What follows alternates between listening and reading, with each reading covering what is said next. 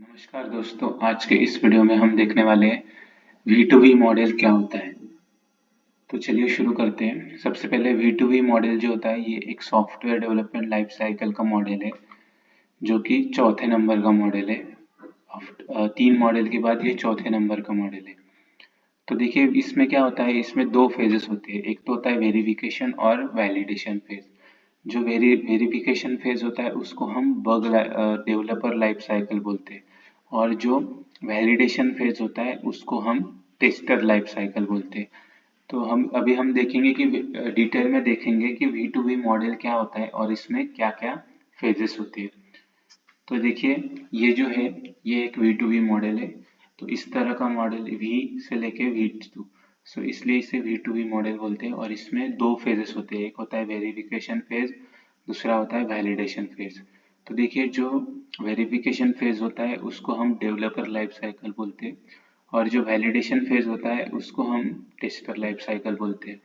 तो देखिए इसमें क्या होता है, सबसे पहले BRS जो कि बिजनेस रिक्वायरमेंट स्पेसिफिकेशन। तो जब सीनियर मेंबर कस्टमर से रिक्वायरमेंट को कलेक्ट करते हैं तो उसे बिजनेस एनालिस्ट क्या करता है, उसे एक डॉक्यूमेंट में बनाता है, डॉक्यूमेंट में लिखता है। तो उस डॉक्यूमेंट को हम बोलते हैं बिजनेस रिक्वायरमेंट स्पेसिफिकेशन। मतलब उसमें उस प्रोजेक्ट की सारी भी जितनी रिक्वायरमेंट है वो रिक्वायरमेंट उसमें बनाई जाती है। तो बिजनेस एनालिस्ट इसे बनाता है BRS को, और साइमल्टेनियसली उसी समय बनाने के बाद जो टेस्ट इंजीनियर होता है वो क्या करता है, वो उस डॉक्यूमेंट को रिव्यू भी करता है, और साइमल्टेनियसली वो यूजर एक्सेप्टेंस टेस्टिंग के लिए एक डॉक्यूमेंट बनाता है, जिसे हम बोलते हैं एक्सेप्टेंस टेस्ट डिजाइन डॉक्यूमेंट। तो साइमल्टेनियसली ये दोनों चीजें होती है। उसके बाद जब BRS बन जाता है उसके बाद जो बिजनेस एनालिस्ट है उस वो कन्वर्ट करता है उस डॉक्यूमेंट को सिस्टम रिक्वायरमेंट स्पेसिफिकेशन के डॉक्यूमेंट में। तो SRS क्या होता है, इसमें सिस्टम की जितनी भी रिक्वायरमेंट उसे लगने वाली है वो सारी रिक्वायरमेंट के स्पेसिफिकेशन, उसमें क्या क्या लगने वाला है वो सब इसमें सिस्टम रिक्वायरमेंट स्पेसिफिकेशन के डॉक्यूमेंट में दिया जाता है। साइमल्टेनियसली जो टेस्ट इंजीनियर है वो क्या करता है, वो उस डॉक्यूमेंट को रिव्यू करता है, और साइमल्टेनियसली वो सिस्टम टेस्ट डिजाइन डॉक्यूमेंट को बनाता है, जो कि सेकंड नंबर में इसमें सिस्टम टेस्टिंग में है।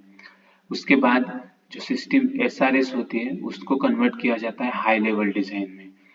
तो हाई लेवल डिजाइन में कन्वर्ट कर जब होती है, साइमल्टेनियसली टेस्ट इंजीनियर क्या करता है, उस डॉक्यूमेंट को रिव्यू करता है और साइमल्टेनियसली एक डॉक्यूमेंट बनाता है जिसे हम बोलते हैं इंटीग्रेशन टेस्ट डिजाइन डॉक्यूमेंट।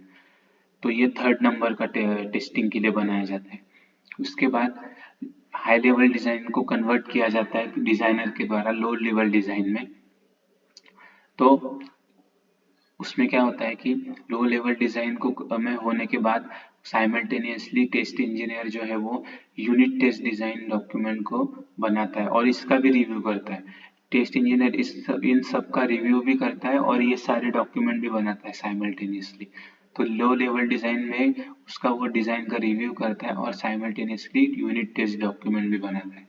और ये सारा होने के बाद अभी लो लेवल डिजाइन को कन्वर्ट किया जाता है कोडिंग में। मतलब डेवलपर जो है वो उससे डिजाइन को डेवलप करता है सॉफ्टवेयर को बाय यूजिंग प्रोग्रामिंग लैंग्वेज। और कोडिंग होने के बाद फिर उसे टेस्टिंग फेज में दिया जाता है। तो टेस्टिंग में क्या होता है, फिर टेस्टर साइमल्टेनियसली एक एक स्टेप बाय स्टेप टेस्टिंग करता है, जैसे कि unit testing, integration testing, system testing और एक्सेप्टेंस टेस्टिंग। तो देखिए यहाँ से लेके ये नीचे जा रहा है और फिर कोडिंग होती है, फिर ये ऊपर ऐसे एक वन बाय वन जाता है। तो ये है, इसे हम बोलते हैं वेरिफिकेशन फेज, जो कि वेरीफाई किया जाता है, और इसे हम बोलते हैं वैलिडेशन फेज, जिसमें कि वैलिडेट किया जाता है। तो ये है V2V मॉडल।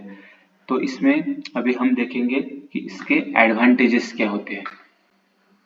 तो देखिए सबसे पहला जो एडवांटेजेस है वो है review exist of every stage. तो इसमें क्या होता है, जब भी SRS, BRS, LLD, HLD ये सब डॉक्यूमेंट बनाए जाते हैं तो उसमें साइमल्टेनियसली रिव्यू भी किया जाता है टेस्ट इंजीनियर के द्वारा। तो हर एक स्टेज में इसमें रिव्यू होता है।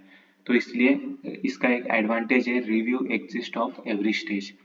उसके बाद नेक्स्ट है पैरेलल डिलीवरेबल एग्जिस्ट। तो देखिए जैसे मैंने बताया कि पैरेलली दोनों काम चलते हैं। एक तो डॉक्यूमेंट बनाया जाता है, और जब बनाया जाता है तो टेस्ट इंजीनियर उसको रिव्यू भी करता है, और रिव्यू करके दूसरा डॉक्यूमेंट बनाया जाता है।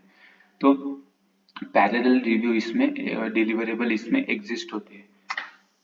टेस्ट इंजीनियर को ज़्यादा प्रोडक्ट नॉलेज मिलता है क्योंकि वो उसे रिव्यू भी करता है और उसका खुद का डॉक्यूमेंट भी बनाता है, इसलिए उसे ज़्यादा प्रोडक्ट नॉलेज मिलता है और उस डॉक्यूमेंट को हम बाद में यूज़ भी कर सकते हैं, रीयूज़, क्योंकि अगर हमें दूसरी और कोई ज़्यादा टेस्टिंग करने की ज़रूरत पड़ी तो उसके लिए हम इस डॉक्यूमेंट को बाद में यूज़ भी कर सकते हैं। तो ये है सारे हैं इसके एडवांटेजेस। और अभी हम देखेंगे डिसएडवांटेजेस क्या है। तो सबसे पहले है टाइम कंज्यूमिंग। तो देखिए, अगर मान लीजिए बीआरएस डॉक्यूमेंट बनाया जाता है और उसे टेस्ट इंजीनियर रिव्यू करता है और फिर एक्सेप्टेंस टेस्टिंग का डॉक्यूमेंट बनाता है, तो उसमें क्या होता है, उसके बाद अगर अगर बिजनेस एनालिस्ट दूसरा डॉक्यूमेंट बना रहा है लेकिन अगर कस्टमर आ जाता है और वो बोलता है कि मुझे रिक्वायरमेंट में चेंज करना है, तो उसमें उस वक्त ये जो मॉडल है ये टाइम कंज्यूमिंग है, क्योंकि इसमें क्या है कि रिक्वायरमेंट चेंज होती है, फिर वापस बीआरएस डॉक्यूमेंट बनाना पड़ेगा, फिर वापस टेस्ट इंजीनियर उसे रिव्यू करेगा, फिर वापस उसे एक्सेप्टेंस टेस्टिंग का डॉक्यूमेंट बनाएगा। तो इस तरीके से अगर होगा तो फिर ये टाइम कंज्यूमिंग जो है इसमें लगता है, ये मॉडल जो है ये टाइम कंज्यूमिंग है।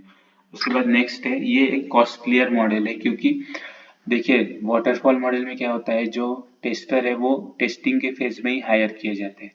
तो इसमें क्या होता है, इसमें टेस्टर जो है वो शुरुआत के फेज से ही लगते हैं, तो इसलिए ये जो मॉडल है ये कॉस्टलियर मॉडल है।